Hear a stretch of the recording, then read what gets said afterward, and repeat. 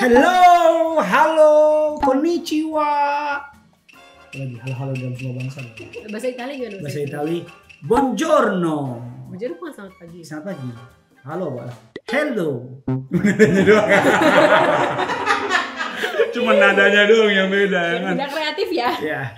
Apa kabar teman-teman semua? Kabar baik. Welcome back to Permisi Mau Tanya. Permisi mau tanya, ini adalah sebuah segmen di mana kalian bisa bertanya apa saja tentang dunia kekristenan dan kita akan mencoba menjawab dari sudut pandang Alkitab. Dan kalau mau tanya apakah dia mencintaiku, tanya sama Tuhan, jangan tanya sama kita. Sama tanya sama orangnya. Betul, kita bukan dukun, Bos. Nah, kadang-kadang nanya, Kak gimana ya, soalnya dia gini, kok dia cuek sama aku, ya mana gue tahu, tanya sama orangnya. Tanya sama orang. Anyway, kali last ini way, pertanyaan one kita way, sebenarnya ini two way.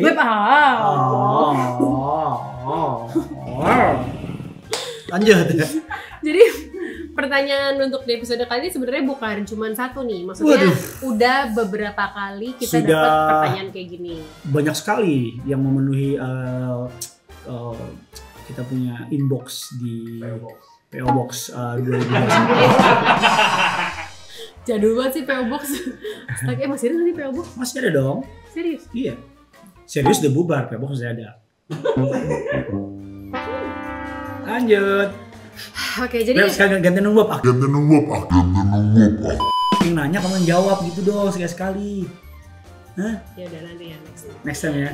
Anyway, jadi pertanyaan itu udah pernah ada di komen YouTube juga, di DM udah beberapa kali. Beb, Fokus jangan fokus sama orang lain, fokus sama pekerjaan. Iya kan kamu part of the show, gimana sih? Oh, I'm part of your life. Lanjut. Lo aja jadi hostnya gimana ya? Lanjut. Gue tidur aja deh, serius nih. Lanjut. Serius nih. Ayo. Oke, udah langsung ya pertanyaannya nih. Siap. Nih orangnya DM aku. Ya, siap. Pertanyaannya gini. Shalom Kamanda. Siap. Mau tanya dong pendapat Siap. kakak terkait asuransi kesehatan dan Siap. jiwa. Beb, Aku serius ini nggak bercanda sama sekali. serius udah bubar.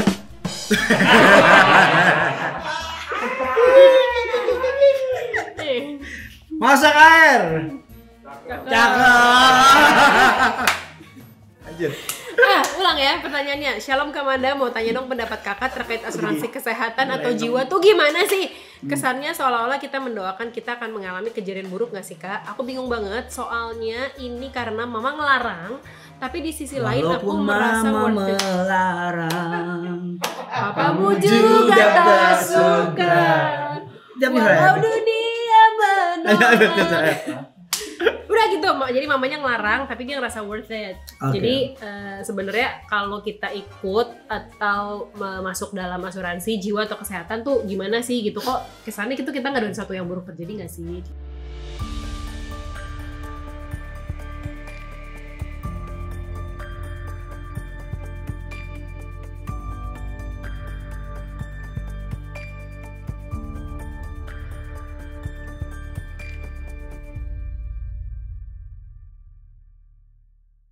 Oke, jadi apakah boleh gampang ini? Apakah boleh pakai asuransi apa enggak? Gitu kan, jiwa dan kesehatan.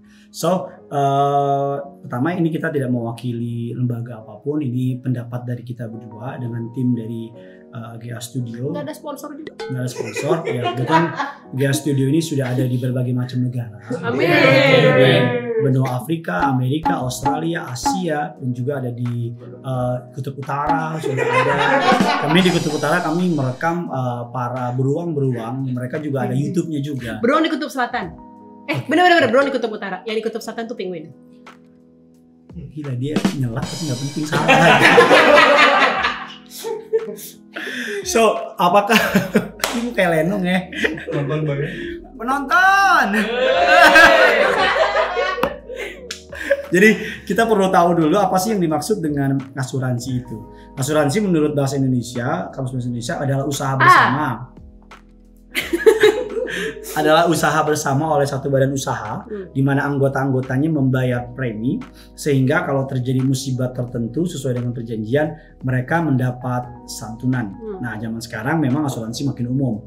Nah, bagaimana pendapat firman Tuhan mengenai asuransi tersebut? Nah, perlu dipahami bahwa di Alkitab tidak disebut, tidak pernah dibahas, atau juga tidak pernah mungkin secara jelas terang benderang mengenai asuransi. Ya, belum ada juga. Iya, makanya santai dong, jangan ngegas. Emang apa sih nggak boleh? Sombong amat. Ya kan, nah, so pada masa itu memang belum ada asuransi. Nah ini menarik, kalau di Alkitab tidak disebut, bagaimana kita menyikapi? Kalau itu pertanyaannya kan, bagaimana menyikapi kalau di Alkitab tidak disebut? Bukan berarti Alkitab nggak lengkap, tapi kita bisa menjawab dari prinsip-prinsip yang Alkitab ajarkan. Yes, Oke, nah so tadi dikatakan boleh nggak asuransi? Karena aku takut dianggap mendoakan hal-hal buruk terjadi. Misalnya kan, kalau asuransi sakit, ini ya bisa mengcover sebagainya. Nah, so yang pertama adalah kita perlu melihat dulu bahwa setiap orang punya pendapat yang berbeda. Ya kan, Alkitab juga mengatakan di dalam kitab Roma dan sebagainya, setiap orang memiliki tanggung jawab masing-masing untuk memiliki keyakinan di dalam dirinya sendiri. Apapun yang mau kita putuskan dalam Roma 14 ayat yang ke-23 dikatakan bahwa orang tersebut harus memutuskannya dengan iman. Jadi apapun yang mau diputuskan itu harus dengan iman. Nah itu yang pertama. Yang kedua, bagaimana kalau kita punya asuransi diwajibkan sama perusahaan? Saya kasih kerja di perusahaan harus punya asuransi. Nah kalau ada otoritas di atas kita, artinya kan kita orang Kristen, selama yang diminta itu nggak melanggar firman dan nggak merugikan orang lain, kita harus tunduk sama otoritas. BPJS Kesehatan juga sebenarnya kan diwajibkan pemerintah, oleh pemerintah ya, kan. Nah itu kan kita have no choice, ya kan. Nah tapi yang perlu pengen disikapi seperti ini, bagaimana motivasi kita? Nah itu pertanyaannya dalam mengambil asuransi seperti itu. So kalau motivasinya menaruh harapan sama asuransi, menaruh iman sama asuransi, gue nggak takut sama masa depan, anak gue udah gue asuransiin, nanti begini-gini, gue nggak takut untuk biaya rumah sakit karena gue udah punya asuransi, gue nggak takut karena gue udah gini. Itu yang salah, karena selalu yang menjadi sumber pemeliharaan kita, sumber kekuatan kita, sumber pengharapan kita tidak boleh tidak lain cuman Tuhan aja. Nah, jadi ketika kita memiliki asuransi, pertama prinsipnya adalah nggak boleh menaruh harapan atau menaruh iman kepada asuransi. Menaruh rasa aman juga. Rasa aman, apalagi ada orang kan menaruh rasa amannya sama bunga banknya, sama depositonya. Nah itu udah salah. Nah asuransi tersebut jadi pertama motivasinya. Kalau mau punya asuransi, motivasinya apa? Sebagai contoh, saya sebagai kepala rumah tangga, Salomo tuh ngajarin gini, dia harus menyediakan kebutuhan buat rumah tangganya. Oke, nah kita mengatakan demikian. So sebagai kepala rumah tangga, saya pengen menyediakan tanggung jawab, menyiapkan masa depan yang baik untuk anak saya, anak kita. Setidaknya kira-kira sebulan kita butuh $15 juta deh. Kurang dong. Itu kemarin waktu kurs Rusia Ukraina perang. Itu udah aku berhemat banget sih sebenarnya. Aku udah topin 300 juta. Aku mau beli Chelsea. Ngomong dijual ya. Iya. Nah, so Alkitab juga aku jadi lupa loh. Oh iya, nah, so artinya aku memprovide. Jadi aku menaruh sejumlah rupiah, sejumlah uang untuk pendidikan dan kesehatan anak kita. Ini. Tapi aku nggak pernah menaruh harapan sama asuransi. Kalau gitu ngapain taruh duit di situ? No, itu sama aja dengan nabung. Ya kan, nyimpen duit sama aja dengan investasi. Kalau orang bilang gini, kalau gitu udah gak usah percaya. Ada juga kan dua sisi kan. Satu sisi ada dua tipe orang nih, orang Kristen. Yang pertama sama sekali nggak boleh, wah itu menolak Tuhan dan sebagainya. Yang satu ya nggak percaya.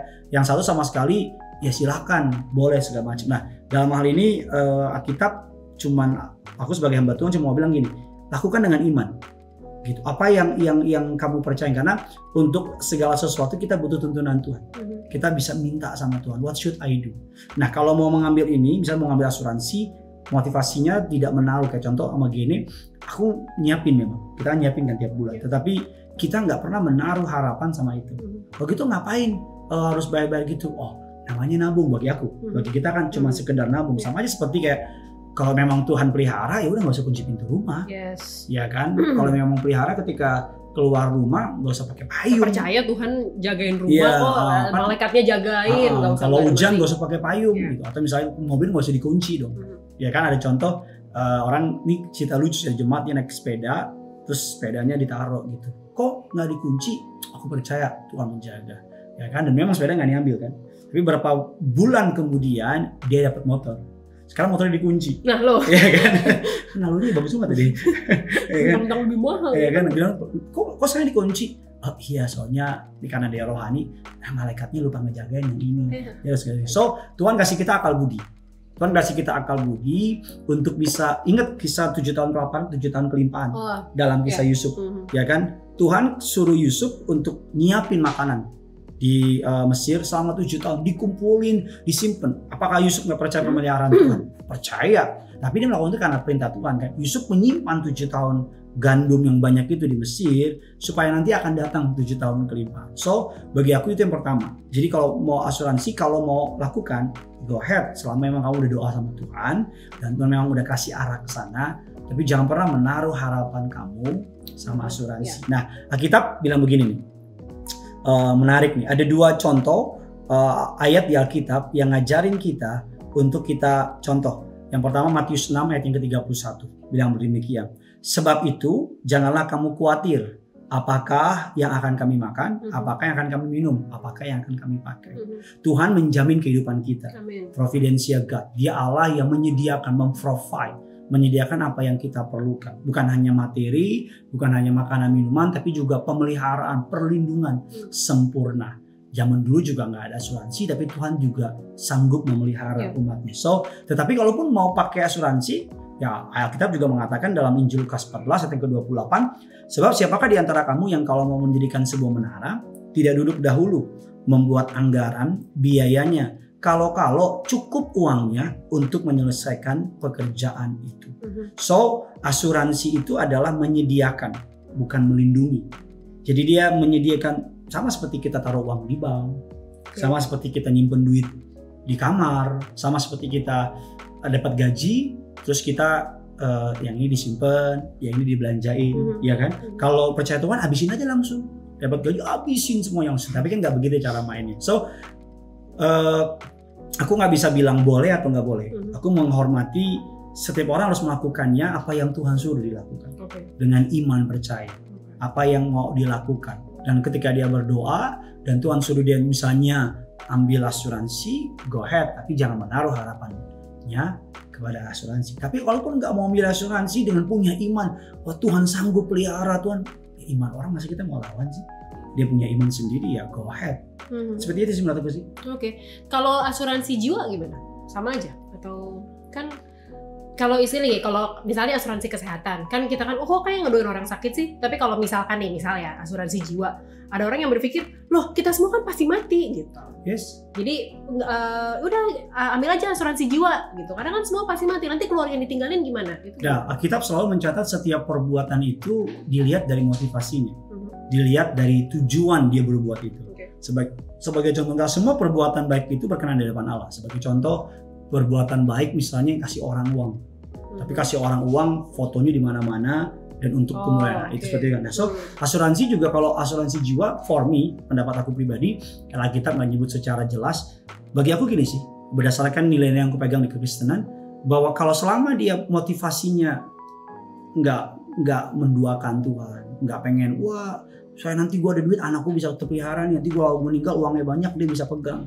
Nggak seperti itu, karena yang menolong orang itu bukan uang, yang membantu orang itu bukan uang, tapi Tuhan. Memang dalam kenyataannya Tuhan pakai alat, yaitu uang untuk tolong. So kalau orang mau pakai asuransi jiwa dengan tujuan Tuhan, saya pengen uangnya nanti bisa dipakai buat anak-anak, for me, go ahead. Lagi-lagi setiap orang punya tanggung jawab sendiri-sendiri sama Tuhan. Jadi doa sama Tuhan. Kita juga sebelum ngambil asuransi, kita juga doa sama Tuhan. Tuhan, aku orangnya, ya namanya pendeta kan, sempat pribadi kayak, aduh nggak usah deh, Tuhan pasti berkatin lah ke depan untuk apa-apa. Tapi setelah dipikir-pikir, lagi-lagi ini pendapat pribadi ya, masing-masing silakan.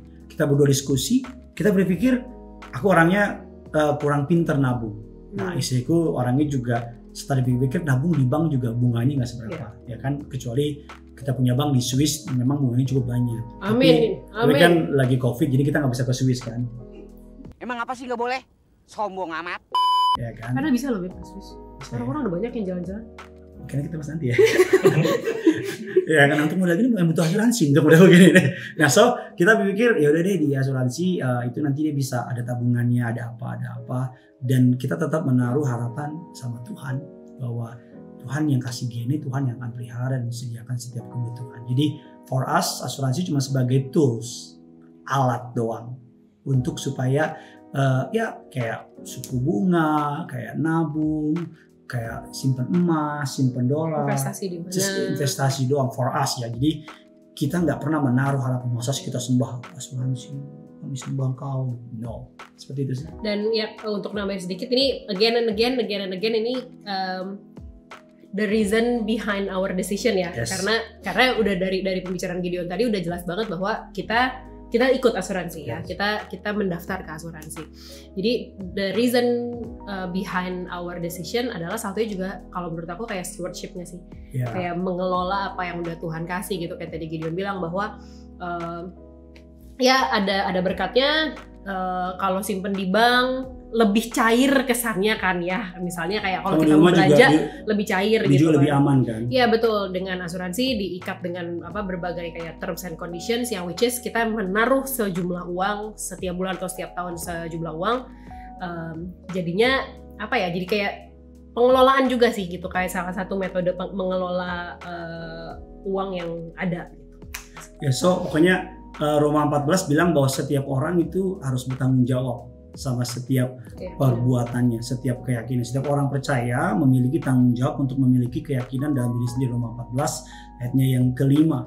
Bahkan ayat yang ke-23 tadi dibilang mengatakan bahwa harus putuskan berdasarkan dengan iman. So choose berdoa sama Tuhan biar Tuhan yang tuntun.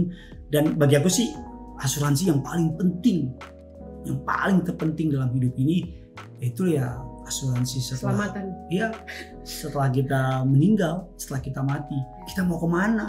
Itu yang paling penting. Nah, dari semua asuransi yang paling ada, darah Yesus, kepercayaan kepada nama Yesus, kepada pengorbanan di kayu salib, kematian, kebangkitan, kedatangan yang kedua kali, itu menjadi asuransi yang paling pasti, yang berbunga pasti, dan akan membawa hidup kita kekal. Bukan berarti Yesus menjadi asuransi, no. Tapi kita menaruh harapan kita kepada Yesus. Dia yang menjaga, memelihara. Kita mengatakan, aku memegang kau dengan tangan kananku, memberikan engkau kemenangan. Kita mengatakan, dahulu aku muda, sekarang aku tua, tidak pernah kulihat orang-orang benar meminta-minta roti. So, menaruh harapan kita kepada the good shepherd, sang gembala yang baik, gembala aku itu. That's it for me. Oke, it's clear. Teman-teman, ada yang di para penonton. Lo rame di depan doang lo pada.